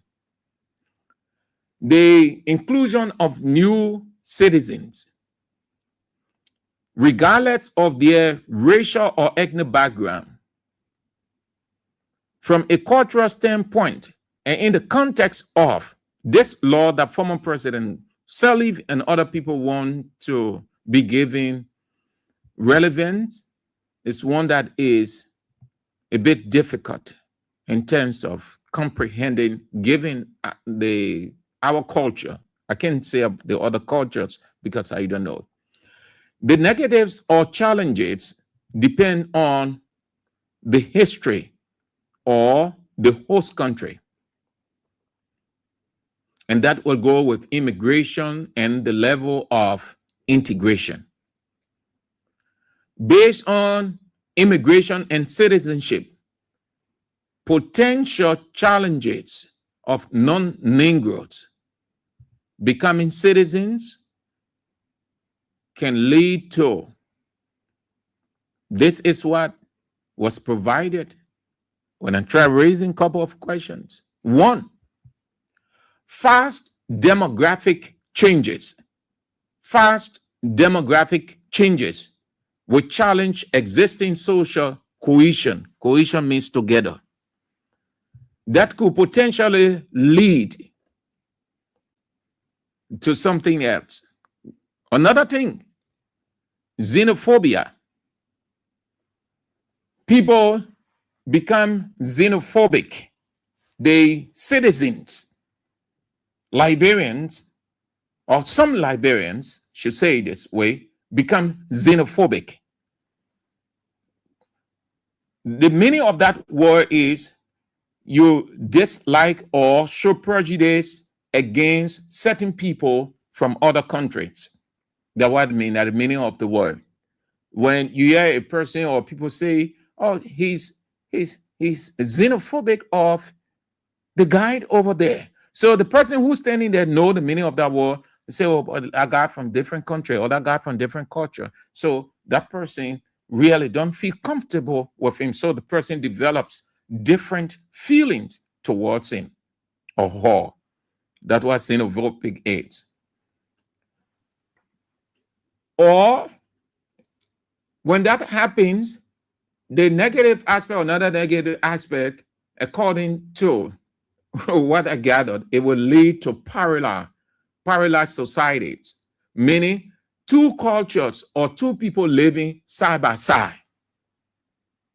And that's what they say, oh no, people are not equal to stand. People got no problem. Y'all live together in Liberia. White skin, brown skin, blue skin. You have your cultural identity. The man have a cultural identity. The man is an IT in XYZ. He can use this to help the country. This other man is an agriculturalist. He can use his agricultural expertise to everybody move.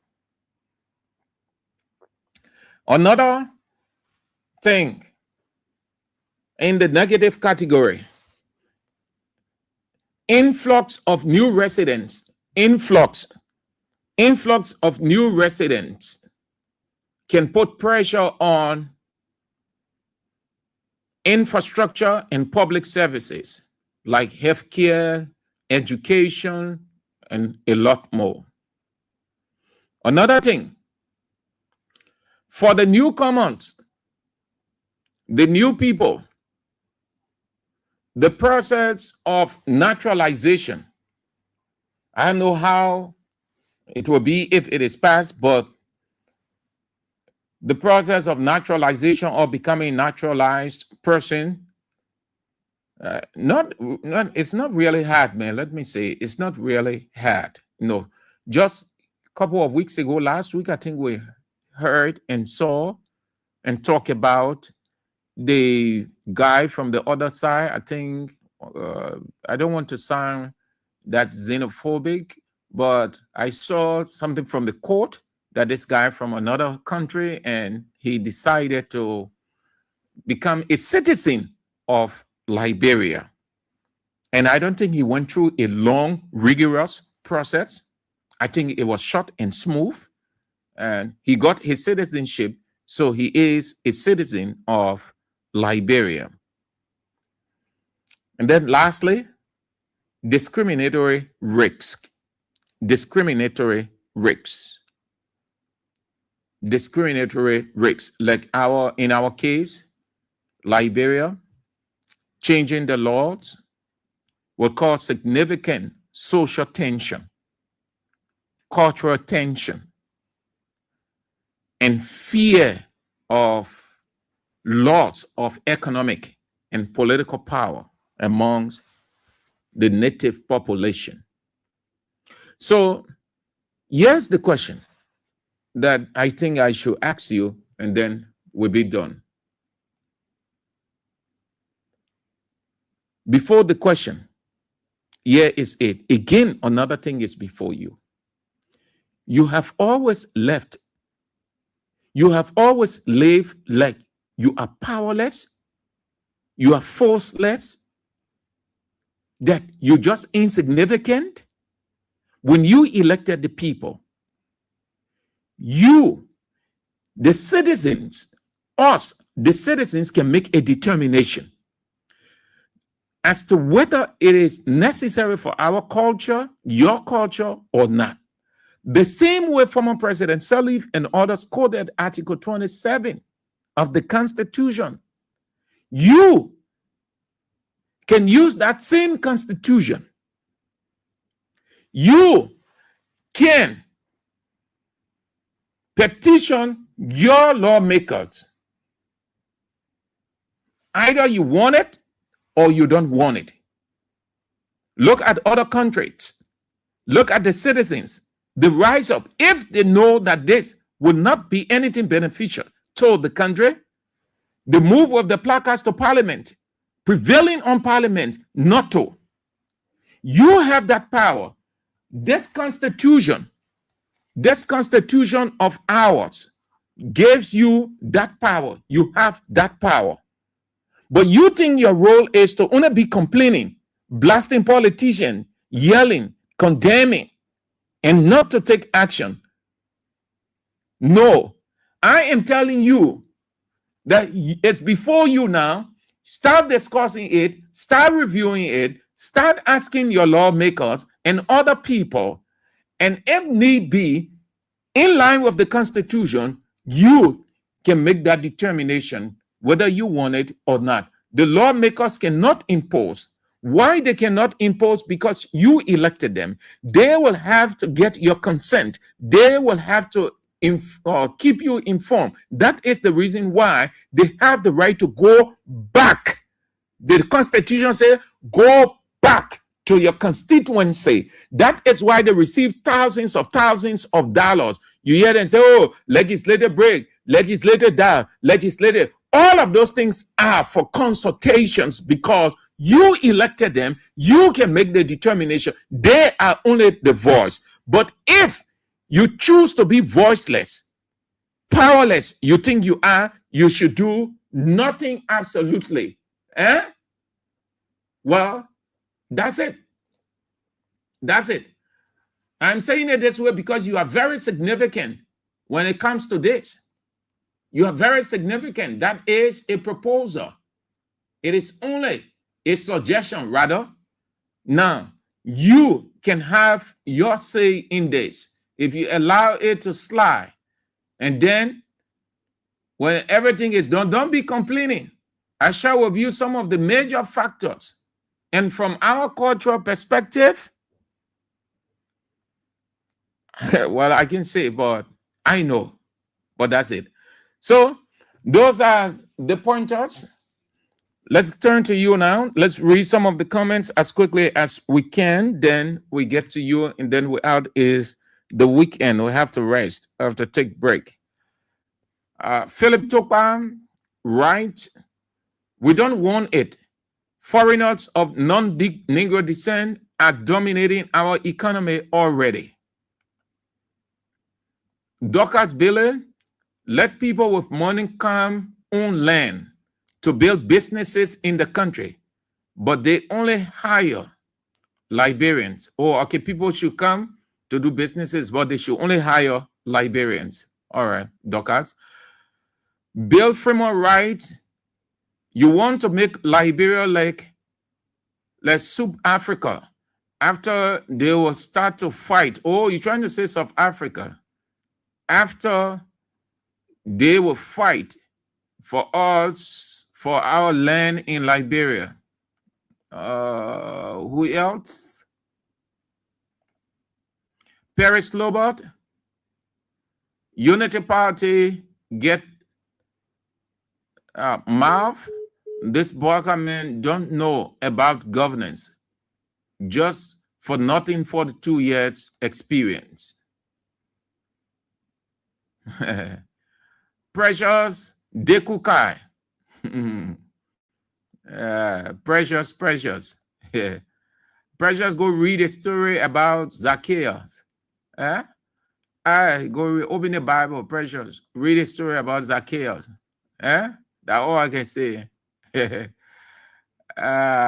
Who else? Okay.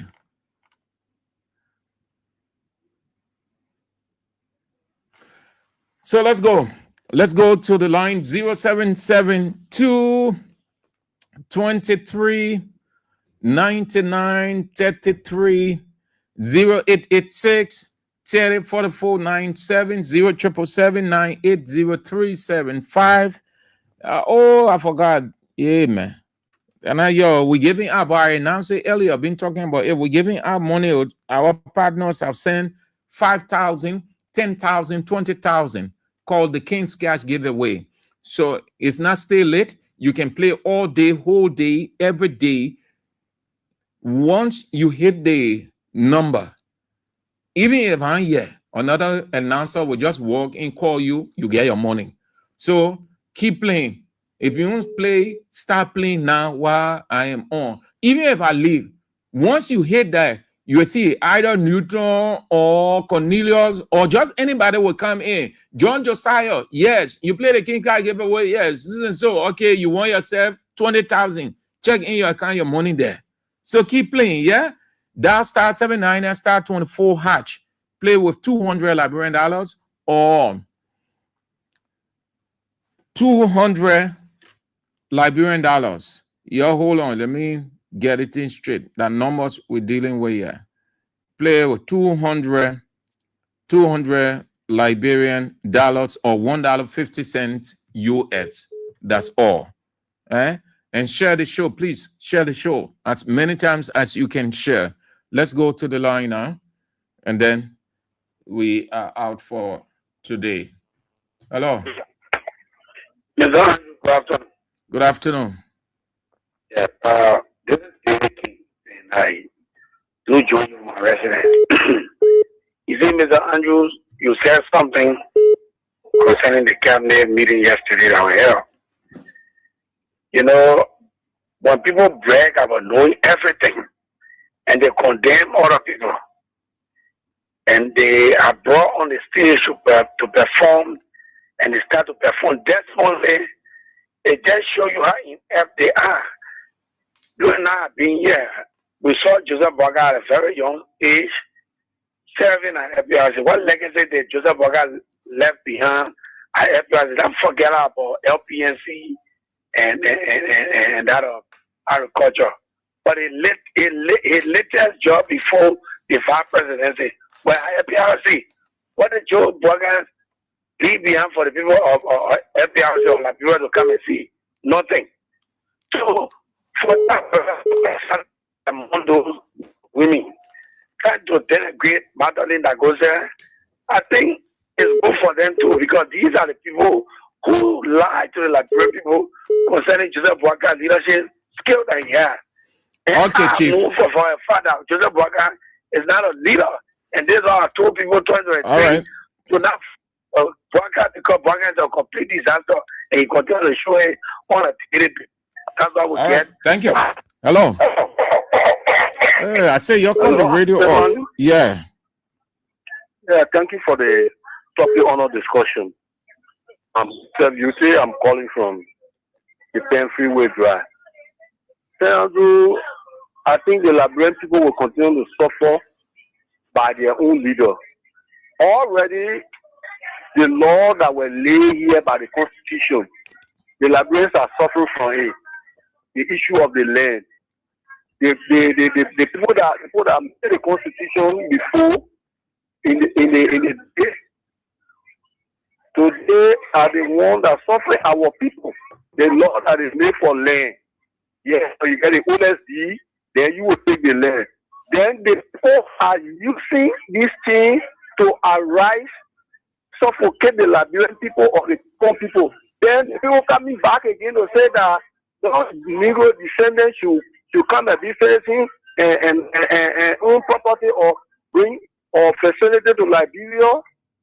You think that the Liberian people will suffer more over again from this thing? Already, Boakai is breaking down people's places, but the law that they make those days, and those laws are holding, they corrupt the court system, they corrupt the judicial system, and things are affecting the people. You want it? Do you want it? Do you want it or you don't want it? No, I don't want it because it's not in the interest. Okay. Tomorrow, our unborn children will suffer from it as it is happening now today. So thank you this afternoon for putting me in the platform. Hello. Yeah, thank you. Good afternoon, Mr. Andrews. Good afternoon. Thank you, Mr. Spencer Mohammed, and I call for Popo Konon, down Coast Spoon Hill, Winter Community. Mr. Andrew, for me, I am thinking, why should Madam Ellen Jones Ali make this request at this time? Are you in support? Do you want that law to be amended, that provision or not? Mr. Andrew, that's where I'm going. I don't want that. But Ellen Johnson were here when President Weah introduced the referendum. They campaigned against the referendum and defeated it. Why is it that for non-Negro descendants to be citizen of our country? These people, they are not honest to us. So if they went against the referendum with certain motives, why is it that they went against the referendum yes, and then today they are coming back again to tell us they go today because they are in power? So what provision, what you wanted her to have said that she didn't, that would have benefited you? And she knew that this thing was good. Why she did not support the referendum that called for a Liberian? Once a Liberian will always be a yes, and she remain here alone. And George Bush they campaign against it and defeated it. Then she coming back today to tell us no descendant should be a citizen. I think this point is dishonest to us. She's not real. I don't think that what she went there. So I think part of your right. All right. Okay, Chief. Thank you. Thank you. Let's go to the women's line. Hello. Yes. Hold on. Yeah. Let's go, madam. Let's go. Hello. You are on.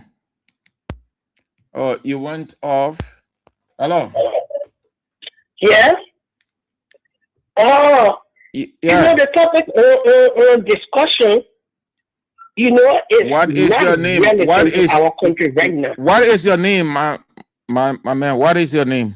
My name is Esther Davis. Oh, okay, Esther Davis. Yeah, it's not relevant. It's total mess. It's stupidity. That woman is getting old. So she know what she's talking.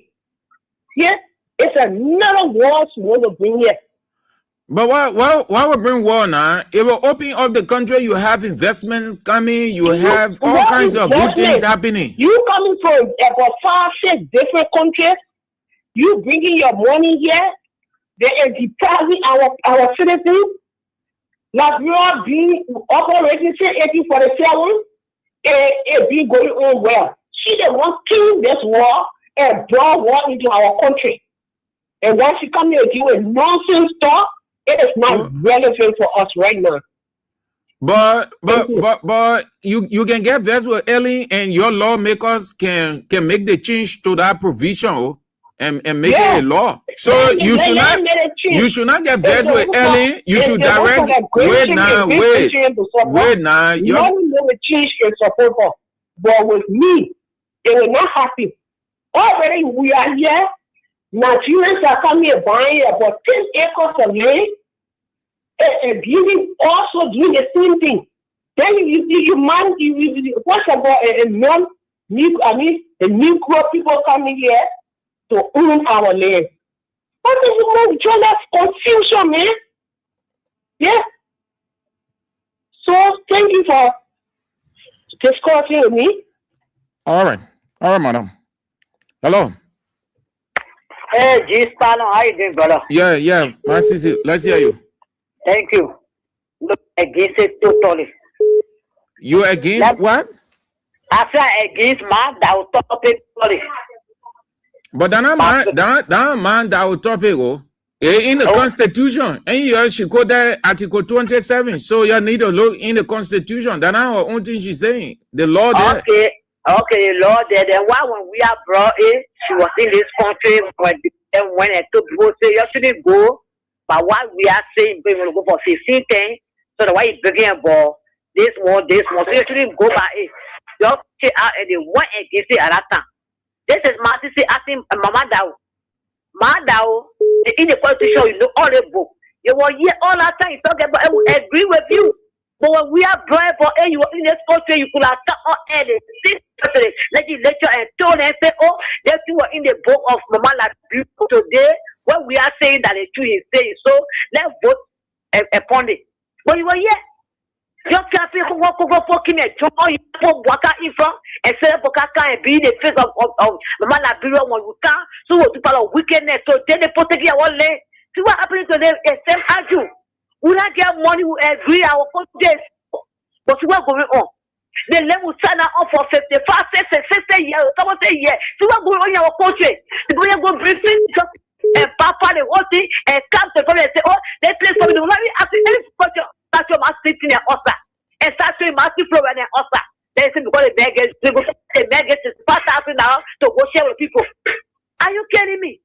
So now go for you already all over the center. So don't make it for your heart. So what going on in the country? They need to get Mama document can we follow things and what have you? The person know what you're going on and let me call him. The man says he's a regime speaker. So into the poor one will pass him because I want to fuck what the papa. So let's so wait now. So now your anger and vexation should be directed to again Ellie. Oh, but I didn't even find out. I hear it before. And she quoted the law. Okay, so then you just said the regime lawmakers then will pass it. So your vexation, your anger should be at the lawmaker or be telling them not to, or start rallying people to speak to the legislators. My brother, when they pass it, we are slaving our country now. So any kind of thing was in the law. It was in the law. They implement it at time.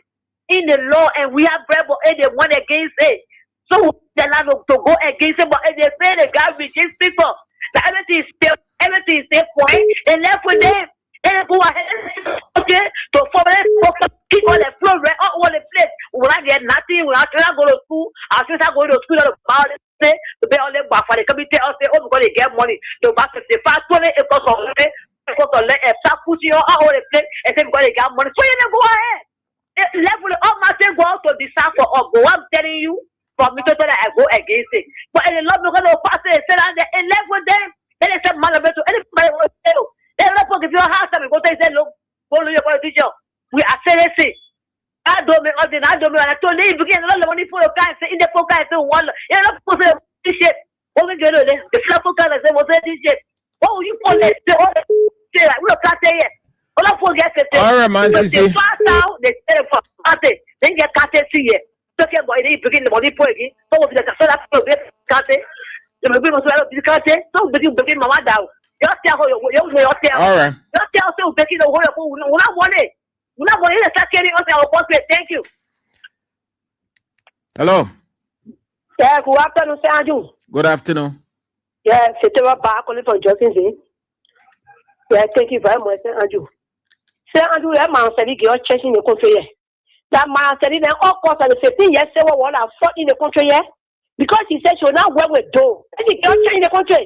Tell the law because of part law, whether in the interest of people, whether in the interest of the nurturing and the unborn children to come in the country here. That is give us chance. What you are ever president, we have said the Reverend in the getting there. She never speak on it. And she said she was Petra. But she not speak on it. Man said you don't like coming for yeah. Because the government that you want to be empowered to be breaking people who down, to be on the nurturing, and the government like empowered that you can't open your money all I want. When you say people you're breaking people who it's not cool. And you go in the house of representatives, say them on fire, where are your interest? Why you are air? What all going on in the capital building? You not want to speak on it. We thought that you're going from what going on in the capital building, I ain't going to talk. We're going to talk something that we have to say about who yet. Man said, shut up your chain. And you're embarrassed in the country for 270,000 human beings die. Especially you. We want to trust there. You're immutual. That's what we have. All right. Thank you. Hello. Good afternoon. Good afternoon. Yeah. How you doing? I'm fine. Yeah, thank you for your show. This is Mohammed Bonzo Sufana. I just want to say this to Lagos people. There are many people want to comment. We will reject it. That's all. We will reject it. No web notes. We don't say this for it. We will reject that. Yes, thank you. Hello. Hello. Hello. You went off, madam. Back to the men. Hello. Hello. Hello. I mean, you ready, yo? Hello. Hello. Good afternoon, Chief. Talk louder. You are on the air. People waiting. Yeah, good afternoon, Mr. Andrew. Maurice Kamara calling. I mean, you went off. Call back. You ain't ready. Hello. Hello, Sir Andrew. Yeah. Yeah, my name is Muna Nina calling from Kawa Blackgate. All Joseph Baka government down to the speaker or representative, all of them are whipper wappy people, Kobe people, they will not talk nothing good. All of them are whipper wappy people. Thank you. Hello. Hello. Good afternoon. Hello? Yeah. Hello? You are on the air. Yeah. I'm Nicholas Cooper calling from Sinko. Hello? Chief, you don't ready, yo. I say you on the air, you talking and you saying hello, hello. I'm gonna be saying hello, hello too. Hello. You on the air, madam. Let's hear you. Good evening. How are you, brother? No, sorry, sir. The women's line here. Hello. Madam, you on? Let's hear you. Hello. Yeah. Hello. Yeah. Afternoon. Good afternoon, my Bessie. Yeah. Ma follow me. We now hear your law. But we are time, no law was there. You take party, you take it law. We now want to say to you, I was telling the one before, who the law maker. When you want to the country down, they live with them. When you want to get the country and give it to the foreigner, they live with them. I just come from Westman. When I sent that guy, he played from 1979. Today, person that behind a horse. If I can kill you there, they move on there and they say no. We can't they tear out the court. You have to put out their document in the court. When we go down, so they put out their document. That one will be inside. What was it wrong? That is how I do. All right, man, Bessie. Thank you. Have a nice weekend too. Hello. Hello. Yes. Okay. This is my son, and I call you from my Chucky City resident. Look, I'm listening to your show very keenly, and I hear sedition condemning what the president said because it was handpicked, and that's why you discussed today. That's why you decided. Well, it is your show. But if sedition feel that what they are condemning today, what is written in the Constitution, and some of them know that they are condemning today, if they think it is wrong. Are they condemning? Hold on. Are they condemning? Yes. If No. Hold on, Chief. Hold on. Control the show. Wait now. Hey, my man. Come on. Hold on. I can cut you off anytime. I want to educate you. That's a business. Wait. They are expressing themselves, Mr. Stupid Unity Party man. They express themselves just as you have the right to express yourself. You can say this. Call on Unity Party radio. You people are not normal. Most of you Unity Party callers, you're not normal. You're not. Will not be what you want us to be. We are tolerant. This is a national radio. This is a broadcaster for all. So when we accept you and me, you extra. No. Nobody condemn me. They're expressing their idea, expressing their opinion, just as you expressing your opinion. Since you Unity Party president, you know all of Imengole, your Unity Party people school you. When you call, you sharing your idea that what they call expressing opinion is different from condemning. All Unity Party, man. Hello. Hello, sir. Yeah. Then we're talking here. The lawyer, the bank, or pussy here. Nobody talk about it. But my question is, these people, they are in the country and they are treated this powerful way. You bring your hall, they go, they bust the holder. So when they pass the lawyer, what happened? Now they say the whole Morrison now they will take people from. When their friend want to get a full land, they go different places, they go out of the city. See, before they had a construction area, all the way, they cannot pay. They say party this and that. But right now they play post city air. I play the one. So said they are not serious. But God will not fight for us. These people here, when they can't come, all the places that they claiming, I've shown the labyrinth we get move them from there. Then we do have no legislation in this country. The legislation they are by themselves. They are not minister. that's supposed to take a president law. They got their own authority, but because of a regime speaker and all of them are here, they know their own right. They try to dance for the devil, so they are doing things all of the way. So I thank you, but God will fight for us. Thank you. All right, madam. Have a nice weekend. Hello. Hello. Yeah. You on the air? Yeah, I'm Nicholas Kofa. I'm coming from Ghana. Yeah, what I have to say about why Madam Ellis Johnson said is not good for us. Because we don't get money. So their plan is we the native people will plenty in the city, so they should drop off. But time for election, they can run to us to tell us that we'll vote for them. They will do this for us. They will do this for us. We'll put them there, they tell me about. Even they reduce because they first out to it become reduced because he went that time when he go look for the people in the interior. But he never go to the people before. Because he become representative, senator, and speaker, that how you go look for the people. How you know that one, my man? Hello? Yeah, I said, how you got to know that one? How you know that one? I know. Yeah. But I am from Sano. They made from Buta.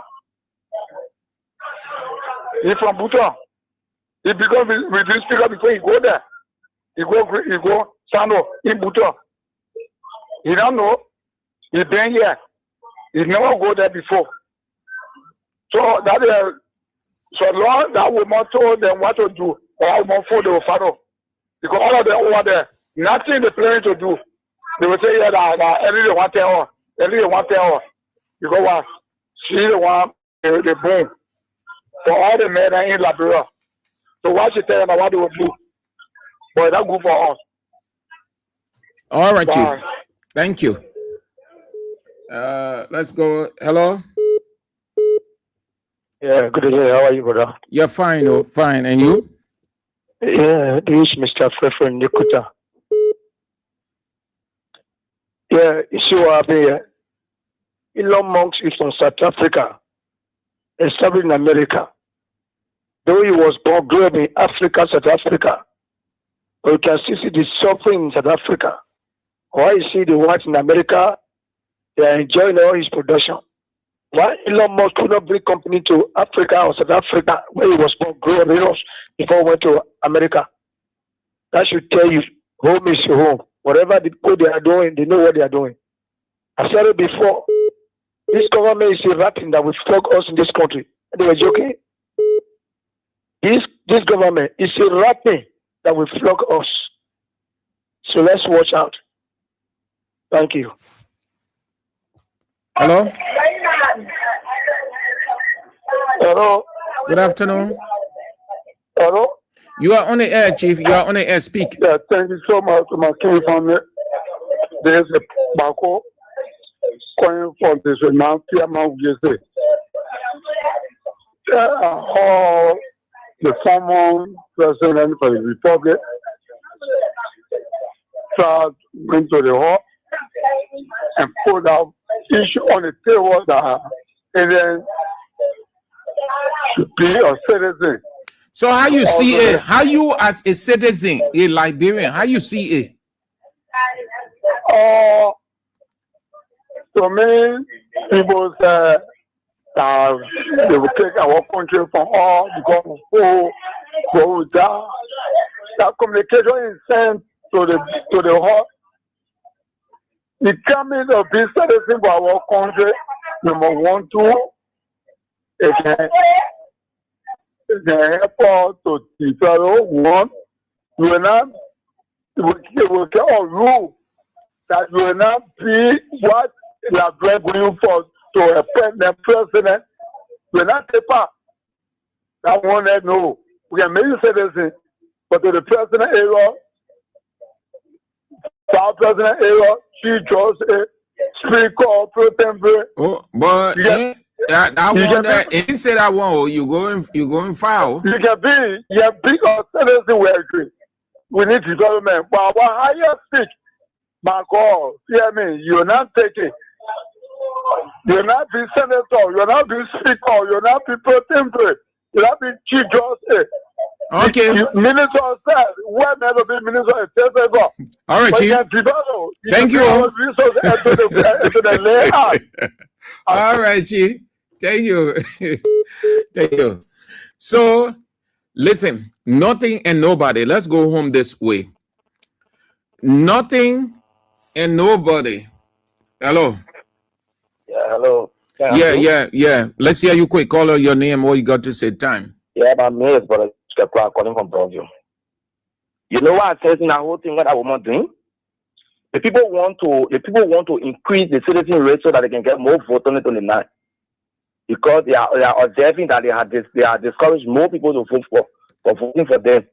So if they come up with that idea, the people become citizens. Tomorrow, the people will use them to start voting for them because they'll be having voting rights. And one of the acts they are trying to use, they will not work. So that's my view. All right. Nice one. Let's go. Hello. Hello? Yeah. How you doing, sir? Fine. Thank you so much for the topic. Yeah, thank you. My own topic going to our Liberian people. The problem we have today is we the one that when we get them the power, then they treating us. So now in that year 2029, so let me just tell you one time. All the things that they're doing, when the time comes in 2028, they will start bringing friendship to you. And then you will forget about what they do to you now. When you get all this buffer, you hang somewhere, you lay there, whether on the ground, they will come there and bring back already. So these people, they are way here, and they get fuel on the ground, and they will go get you oil gallon, bread, because you are country people. Then you will go and waste your life on the line. So all what they're doing to you now, you forget about it for that one day, they're correct. So you must learn it now. If you not vote for them, they will not get any power. Anybody that want to cheat, you will not get 1,000 votes, and the other one will not get 10,000, and then they will get a way to cheat. So you please, all the pain, all the suffering, you're not supposed to be in the city. Hereby, one president, we are in power. That's when they start talking it. And you're not listening. But right now it's poor, and we're not going to add injury to the soul. I'm just talking to you now. The time they're making the endorsement, we always are our voice. You see? You please, back or red, man, I get your vote this time. Everybody said 2029. But then when they come tomorrow, they bring bread, they bring or back or red. And then they say they are friendly with 2 days, and you'll be convinced. You see? I'm sorry, saying Andrew, my name is Rebecca Doba. I'm calling from Arizona.